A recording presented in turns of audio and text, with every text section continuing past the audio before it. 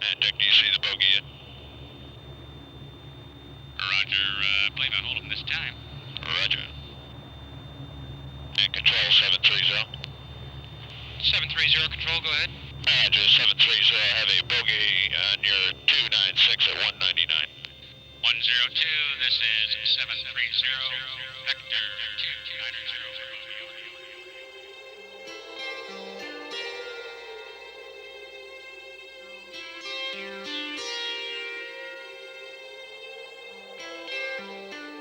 It was about 3000 BC when the Babylonians first used the sun to measure time, computing the length of a day and determining the number of days in a year.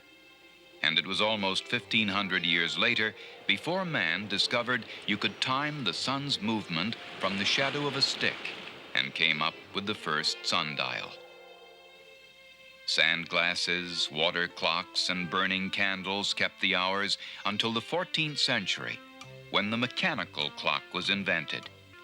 While many were still measuring time by the toll of church bells, the 17th century brought Galileo's discovery of a pendulum swing as a constant time span. Clocks and chronometers of all kinds followed, and we've moved from trickling sand to ammonia molecules, tuning forks, and electronic signals. And this is as it should be.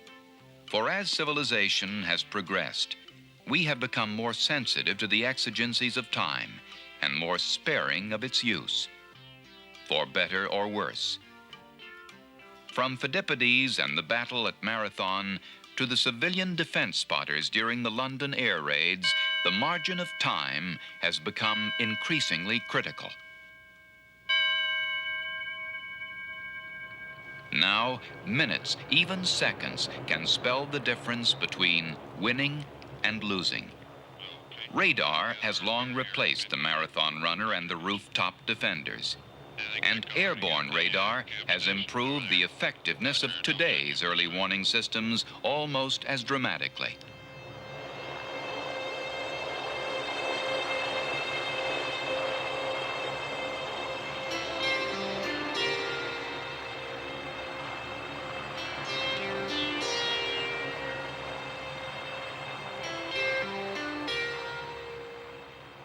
Warning and control systems must of necessity be airborne because land-based or sea-based radars simply can't detect low flyers beyond 20 to 30 miles from the horizon because of the curvature of the Earth. For example, an aircraft airborne 30,000 feet can detect low-flyer aircraft out as far as 200 miles. Without AEW today, cruise missiles and high-speed aircraft traveling at Mach 1 would be on us before we had a chance to do anything. An AEW platform provides the means of intercepting the threat and neutralizing it far beyond the effective range of the enemy. The entire business of early warning systems is keyed to staying one step ahead of the other guy. Sophisticated offensive weapons invariably result in more sophisticated detection gear. Electronic countermeasures beget countermeasures, like the Grumman EA-6B Prowler. And the margin of time narrows. 25 years ago, the United States Navy faced no serious challenge to her supremacy of the seas. Today it's different. In the North Atlantic and elsewhere, overflights by Soviet aircraft have become commonplace. In the Mediterranean, an active Russian fleet challenges Sixth Fleet supremacy. And for the first time, a Soviet aircraft carrier is operating in the Med. To know what's going on and to be able to respond in time to make a difference is the essence of an effective airborne early warning system.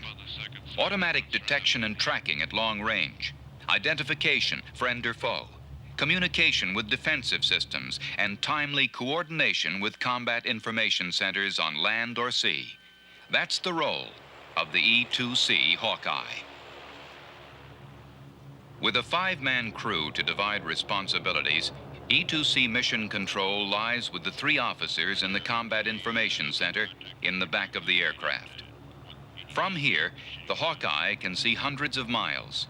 monitoring ground and surface targets and picking up aircraft and missiles from sea level to 100,000 feet, a radar surveillance volume of over 3 million cubic miles. Specifically, you're ranging from the high altitude reconnaissance overflight type detection to the low altitude in over the land under radar defense attack aircraft. And the combination of these two things really gives you capability to totally defend a specific area or a specific task force. So the radar is really the key item to detect the threat at a long range and early in time. And that reaction time is really what's going to buy the tactical commander those extra few moments to properly respond to the threat. Well, I think the big point here is that it's not delayed. It's real time. It's right now. What's happening now is being fed back to him, and he's got the picture. Back in World War II, it took 15 to 20 minutes to get the information up on the plot board, and the OTC was looking at information that was old, and he didn't really know what was happening at the time. Now he's got it. He's got it right there when he needs it to make a decision and counter the threat. And it doesn't just apply to this country. It applies to anybody who's trying to generate a viable defense program. If you don't know when they're coming at the earliest possible moment, you're in trouble. That's all. The E-2C Advanced Radar Processing System can define land masses and detect and track fighter-sized targets in land or sea clutter. Through the use of new digital processing techniques, which display moving targets only, the ARP system automatically eliminates stationary land discretes, noise, clutter, and other false target reflections. As a result, the E-2C can track up to 300 targets and handle over 30 intercepts at the same time. Its antenna system is housed in a 24-foot rotodome, which revolves at 6 revolutions per minute, providing 360-degree surveillance. One of the problems with any radar system, of course, is that you've got to send out a signal in order to get a return you can analyze. But by sending out a signal, you're telling the other guy where you are, and thus making yourself a target, or at the very least, subject to jamming. With the passive detection system in the E-2C, however, the Hawkeye can pick up and identify other emitters at ranges well beyond the radar, without transmitting any signals of its own. The PDS just listens, and the enemy never knows you're out there, 'cause you're running silent. The PDS also supplements the live detection and tracking system by permitting direct correlation of active and passive sensors. So the E-2C can get a lock on a SAM site, for example, and direct friendly aircraft around it, or pick up and identify a hostile platform at long range, further increasing the advantage of time. The effectiveness of the radar and PDS systems is keyed directly to a dual processor computer and display system. Computer-generated scope symbology depicts friendlies, hostiles, unknowns, vectors, and geographic borders, up to 180 different types of symbols. With an 80,000-word memory, the computer makes detailed information available to the operator at the touch of a button. It takes position data off radar returns and tracks contacts automatically.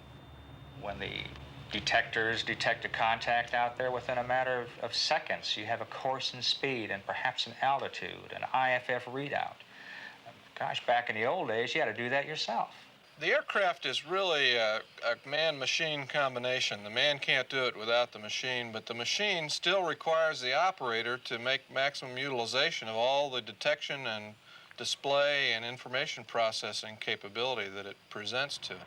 For all the sophisticated systems aboard the Hawkeye, you need a stable platform, and you have to know exactly where you are at all times if these systems are going to work effectively. The Kane's inertial navigation system does just that. It can navigate within tenths of a mile over long periods of time with very little degradation in accuracy. Lets the operators know where they are, where all the members of the air wing are and can pinpoint the location of interceptor and attacking aircraft. To take advantage of the wide range of E-2 coordination and control functions, NFO responsibilities are divided among the CECO, Combat Information Center Officer, who controls the mission, the ACO, or Air Control Officer, who monitors and controls the strike aircraft and handles the intercepts, and the Flight Tech, who monitors the radar and other sensors. ACO, the Air Control Officer in the E-2C, is watching the fighter aircraft and the bogey. He knows the bearing and distance from the fighter to the bogey. He knows their positions accurately. He knows the altitude of the bogey, the altitude of the fighter. He has to know what the capabilities of the fighter are, what its fuel load is, how many pounds per minute it burns, how it likes to run its attack missions, the type of intercepts it likes to fly the best or it does the best at. He's providing the fighter pilot with all the information that he needs to know to successfully intercept that threat aircraft. Okay, during the first part of this mission, as I said, we're going to come up to the northwest here, about 200 miles. It's the CECO, however, who runs the show. He briefs the mission, evaluates the tactical situation, and assigns the ACO and Flight Tech specific tasks, whether it's long-range early warning detection, ship surveillance, or strike control. Emitters that we've already talked about. Dick, I'd like you to control the cap aircraft searching for the inbound raids, and Jay, I'd like you to take the strike aircraft, if they come up, to hit this airfield that the possibility will go in and try to hit. Okay, Dick, if you'll take the area 270 to 220 is your search sector, and Jay, take 270 to 330 for your search sector. Roger. And Control 730, control of 101 and 102 on station at this time. 730, control, roger, out. Gary, I believe I hold a bogey about our 308, 142 at this time. Oh, roger, I've got him. Control 730, I've got a contact now on your 293 at 192. 730, control, take track, over. Yeah, we'll go. And Dick, take him with 102. Roger. 102, this is 730. Vector 270 for bogey, over.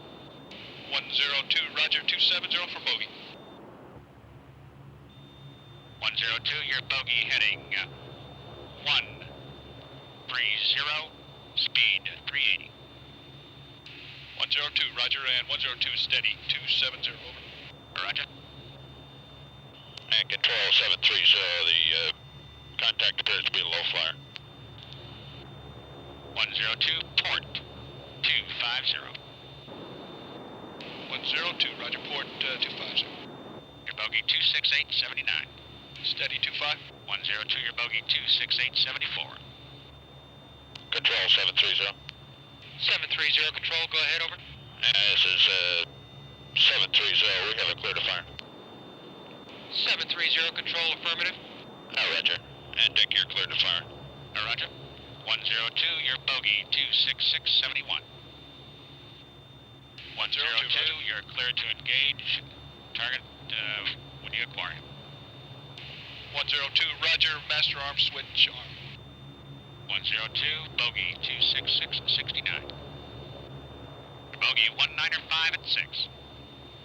102 has a contact 190 at 7 miles. Over. That is your bogey. Roger, Judy. 102, starboard hard. 240. Fox 1, 730. Roger. Gary, 102 has a Fox 1 this time.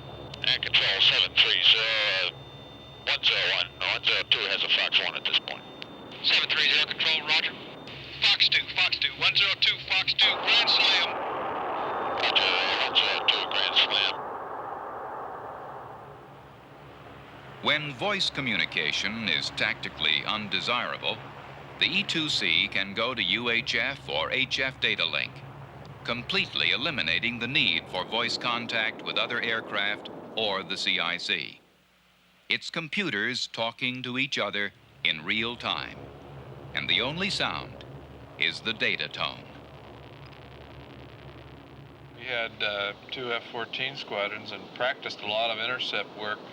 The previous days of a lot of voice chatter back and forth was gone, and the simulated bogey was very surprised to see an F-14 come screaming in on them.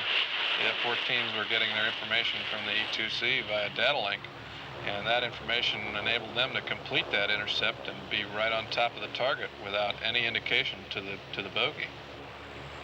The E-2C can take information from its radar and display it on the scope of the aircraft or the CIC, whether it's in their range or not, and it usually isn't. Operating at 25,000 to 30,000 feet, the NFO in the E-2C can see a lot further than the CIC or fighters under his control. He's got 360 degrees to look at and that area to control for all practical purposes. Whereas the F-14 missile control officer, the BN and the A-6, whatever, has got a certain pie-shaped slice of the world that he's only looking maybe at 120 degrees. And he's only looking at his specific mission. No matter how effective in its primary role, if a weapon system can be used in other ways for other missions, you're ahead of the game. Beyond early warning and strike control, the E-2C is commonly used for tanker pairing, search and rescue operations, and air traffic control. Because it was designed for a carrier environment, the E-2C is ideal for operating from small forward bases as well. Its rugged structure, flying qualities, and short field capability add up to a lot of airplanes. From a pilot standpoint, it's a sweet handling aircraft. It's got the ability, single engine, high or low altitudes. We can run the T-56 at low altitude for a long time. We can run it at high altitude for a long time. The real factor in the thing is the crew. You know, you can only work them so long, and that's really your limitation. The aircraft will do whatever the people in it can do. In a word, reliability is the essence of the E-2C. You can fill an airplane from nose to tail with all the latest electronic systems and sensing equipment, but if you can't rely on it consistently, you're no better off than the rooftop spotter. When I put on my flight suit, I know that I'm going to go fly. I know that my aircraft is going to be ready. I know that the tools are there to do the mission. The air wing feels the same way. We're fully integrated into the air wing now. We're involved in tactics planning. We're involved in practically every tactical evolution that the air wing is involved in. The Admiral says, I want that E-2 up there. And he wants it up there for a reason, because he knows that the E-2 can coordinate and control the situation that's occurring. He can make his decisions based on what the E-2 is doing and who he's controlling.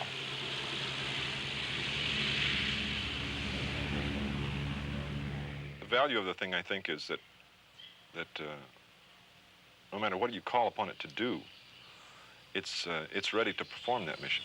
If your crew is skilled in gassing the aircraft with both engines running with single point refueling, you plug in the hose, turn it on, switch crews, you never shut the system off, the aircraft is ready to go again.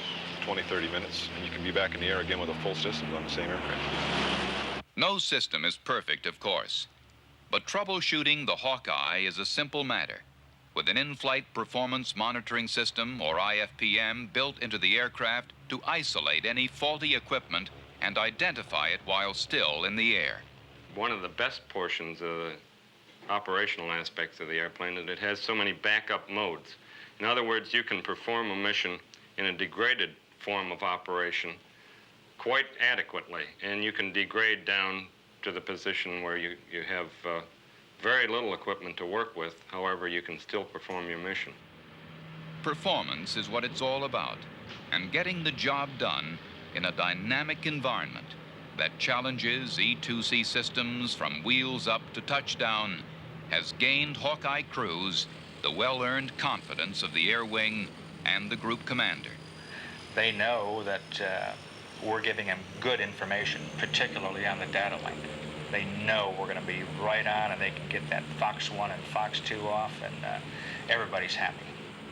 Without the confidence that the people on the other end, that the user, okay, has, the fighter pilot has, you put him in front of that guy instead of behind him where he ought to be, pretty soon they're starting not to listen to you.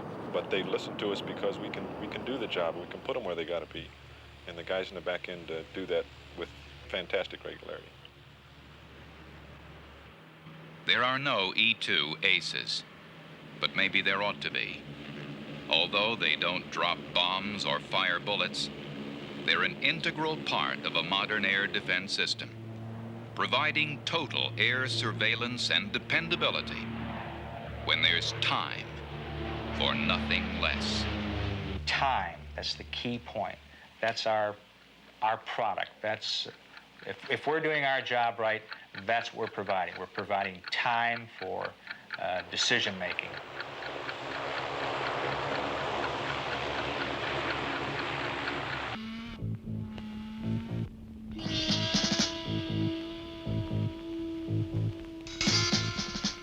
This radar site, part of an air defense ground environment, is typical of most existing air defense warning systems.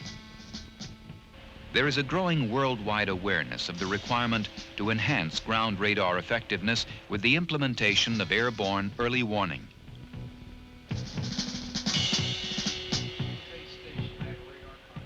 One symbol on a radar screen. An incoming airplane, possibly hostile, flying at 100 feet of altitude toward a ground-based sensor at the same height. At Mach 1, the incoming airplane will be over its target in less than 2.5 minutes, impossible to intercept. If the incoming hostile had been flying at less altitude, there is even less time.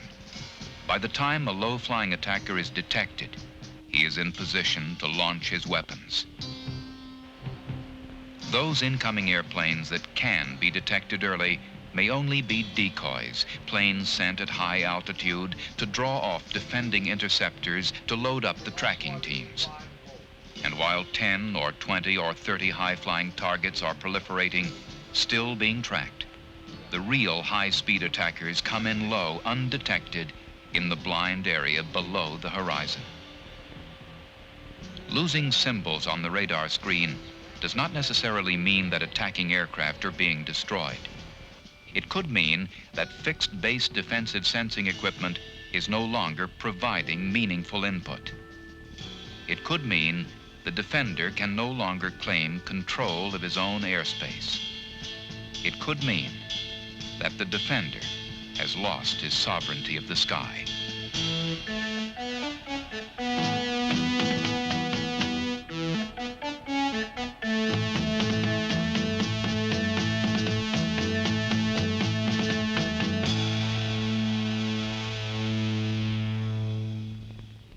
The original Airborne Early Warning, or AEW concept, dates back to the early 1950s, when the introduction of high-performance aircraft intensified this problem.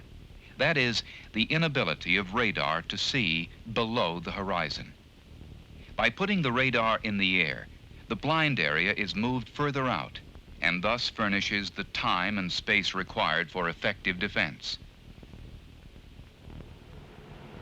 The latest solution of this problem of the high-speed, low-altitude air attack is the Grumman E-2C, an airborne early warning and control system.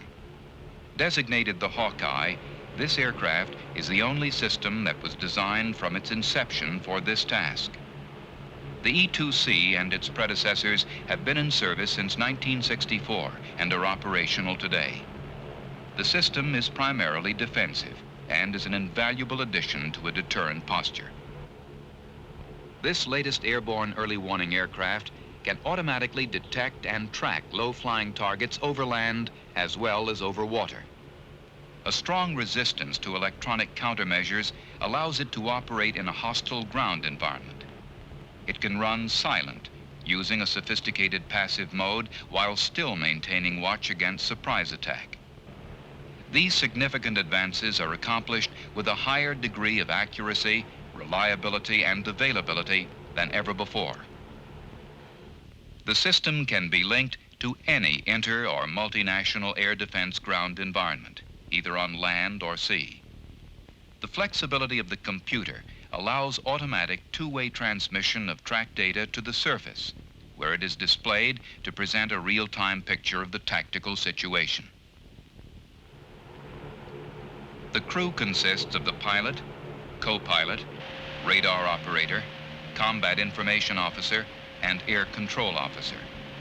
From a human engineering standpoint, the arrangement of controls and displays within the fully pressurized control compartment ensures maximum operator flexibility and utility.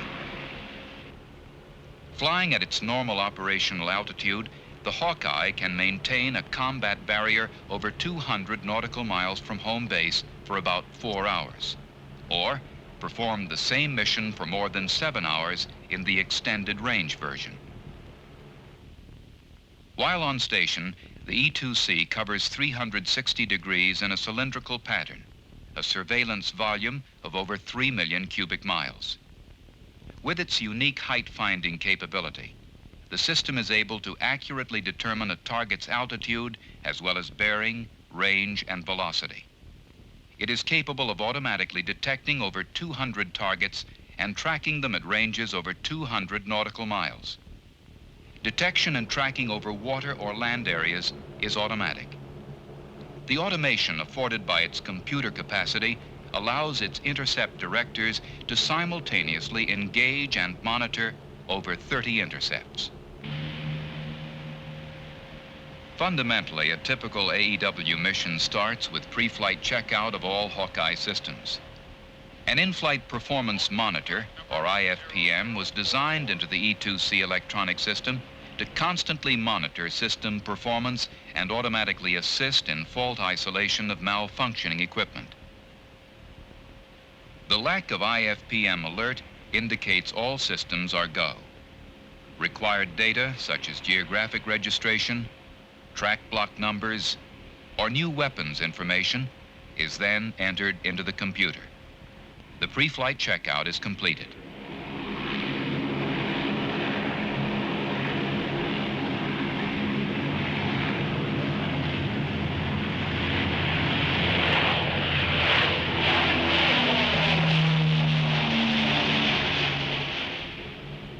After takeoff, the E-2C proceeds to its assigned station where it sets up an orbit. Here, the operator is selecting the appropriate expansion of his scope to ensure target detection at maximum range. On station, the Hawkeye is assigned 2 F-14 interceptors for combat air patrol, and the air control officer establishes the communications necessary for tactical control of the fighters. Communications with the Home Base Combat Information Center is also established by voice and automatic Datalink. The E-2C and the F-14 Tomcat are now working together as a team, their two systems tied together by automatic two-way data link. No verbal communication is necessary for the remainder of the mission. The F-14, the most advanced air superiority fighter produced today, is but one of the airplanes that has worked with the E-2 and its advanced system. The capability and defensive mission performance of any interceptor is greatly enhanced by the addition of the Hawkeye to the Defender's airborne team.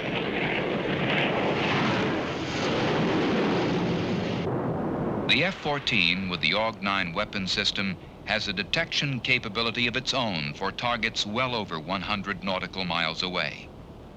These targets are data linked to the E-2C for display and are correlated with Hawkeye-held targets or used to augment the E-2C track store if they are outside its search volume.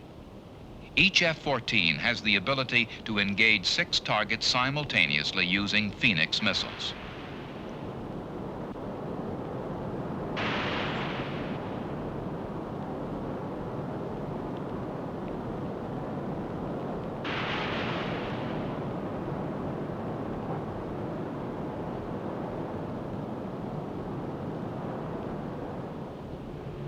The synergistic effect of the two systems, one E-2C and a squadron of F-14s working in concert, allow a mind-boggling engagement of over 100 separate enemy aircraft. Because no interceptor by itself can fill the Airborne Early Warning mission, the E-2C, with its pinpoint accuracy, relieves all fighters, many with inadequate radars, of search and tracking tasks. Hawkeye can then vector these fighters to automatically computed intercepts with consistently better accuracy than that provided by the more easily jammed, highly vulnerable fixed-base ground intercept control stations.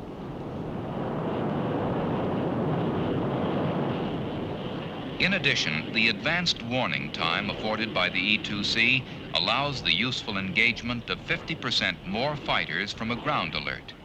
In an air battle, where tactical advantage is paramount, statistical studies accord an additional 20% to the side using Airborne Early Warning.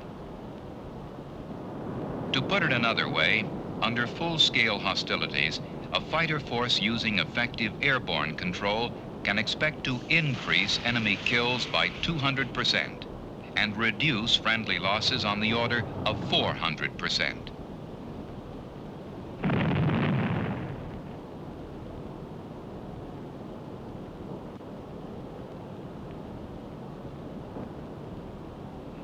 It should be remembered, however, that an air defense system is not judged solely by how it operates during hostilities or under periods of tension. During periods of relative peace, the mission of the defense force is to control airspace. It must have the ability to detect, identify, and determine the purpose of any intruder, and it must do this on a 24-hour basis each day and night of the year, and still maintain its capability for immediate and flexible response under the grinding monotony of this effort. To continue our simulated mission, when the search radar detects a target, the system evaluates the track and designates it as an unknown. An unknown track symbol appears on the main display unit, or MDU, with a velocity vector attached, indicating direction and approximate speed. To recover and display computer data on a fighter or target of interest, the operator hooks the desired symbol with his light pen. Computed speed, direction, position, altitude, track number, IFF codes, and other information will then appear on the top half of the 5-inch auxiliary display unit, or ADU. Readout is in alphanumerics, which eases the operator load and reduces training requirements. The lower half of the display is etched in a 4x4 legend matrix and corresponds on a 1-to-1 basis with a 4x4 matrix of switches on the left-hand side of the ADU. This half of the ADU is used to call up additional information on any particular function of interest. With the velocity vector of the target indicating an inbound heading, the operator hooks the unknown and assigns it to one of the interceptors, thus pairing them for a computer-controlled trial intercept. In effect, the computer weighs the relative position, course, speed, and altitude of the target against the status of the interceptors in terms of interceptor configuration, fuel remaining, armament, and proximity to the target. Pairing lines show an intercept is possible by projecting the predicted flight path geometries of both aircraft. The interceptor is then vectored by automatic tactical data link into position to investigate the target. The operator expands his scope to 150 miles using the range and offset button to center and enlarge the display. The interceptor is still on an intercept course with the unknown. The E-2C operator selects an examine trajectory mission to identify the air unknown. The situation calls for a rear approach intercept to give the pilot time for visual identification or to an interceptor AI conversion. The interceptor identified the unknown as a foreign reconnaissance aircraft. The E-2C operator now classifies the aircraft as hostile and tracks it as it heads away from the defense area with the interceptor in escort.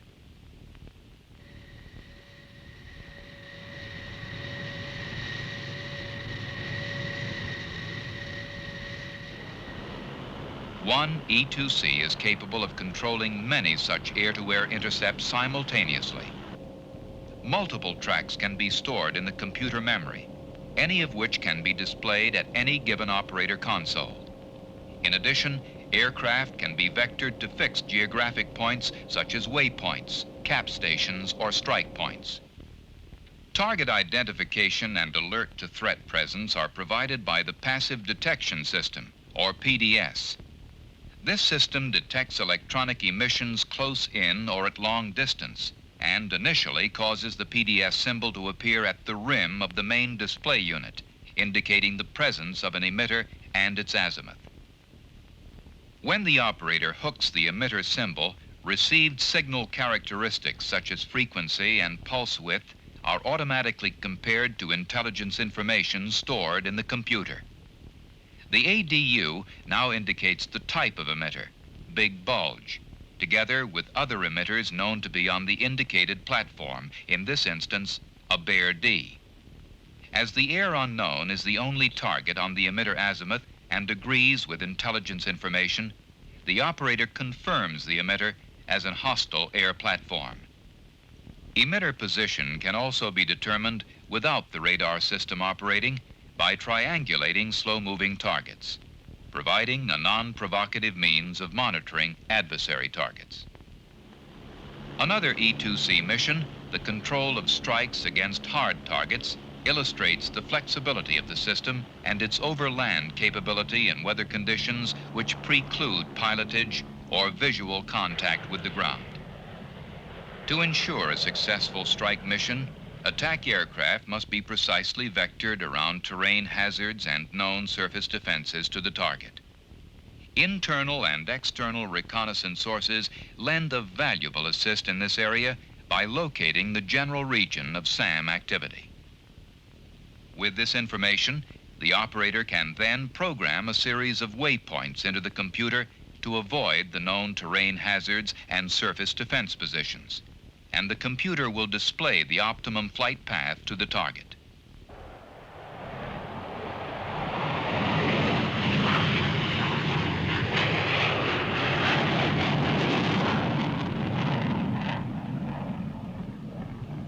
In controlling a strike mission, the E-2C initially vectors newly launched attack aircraft to a rendezvous point as indicated by the symbol on the scope.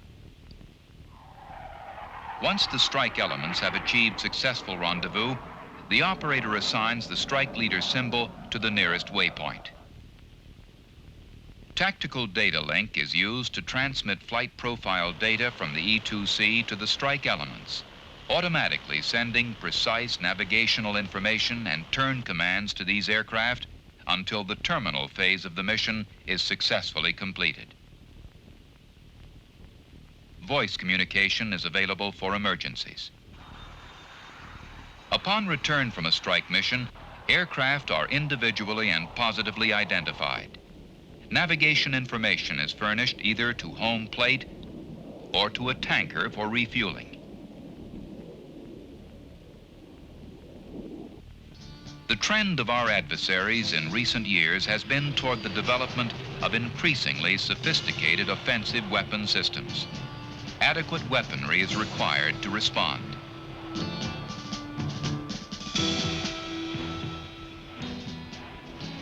The E-2C Hawkeye meets that challenge with automatic overland detection capability, earlier detection, more precise location, additional sensors, and greater target capacity. These capabilities, combined with a 4 times greater system reliability and faster repair turnaround, yield the greatest possible efficiency in terms of available technology. This makes Hawkeye the foremost airborne early warning and control system in operation today.